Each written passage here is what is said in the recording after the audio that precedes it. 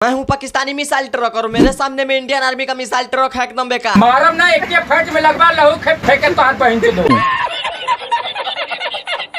हंस क्यों रहे हो बे? चल आज देखते हैं कि इसमें कितना है दम। हाँ चल आज देख ही लेते हैं। मैं हूँ पाकिस्तान से और सर आप कहाँ से हो? बेटा मैं तो इंडिया से हूँ, इसीलिए इंडिया वाले दबा के लाइक करो और सब्सक्राइब करो। आज इनको औकात दिखानी है। अच्छा बेटा मेरा इंजन 15,000 सीसी का होता है जो 500 bhp का पावर देता है। और सर आपका कितना है? बोला था ना बेटा बाप से पंगा नहीं, क्योंकि मेरा इंजन है 30,000 सीसी का होता है जो 1500 bhp का पावर देता है। भाई साहब तुम तो बहुत पावरफुल हो यार। बेटा मैं इंडियन आर्मी से हूँ इसीलिए। अच्छा बेटा तो चल मेरी प्राइस है 40 करोड़ और सर आपका कितना? बेटा हम तुम्हारे औकात से बाहर आते हैं क्योंकि मेरी प्राइस है जो 125 करोड़। तो दोस्तों हम दोनों के फाइट हो गए तो कौन जीतेगा आप लोग कमेंट में बताओ।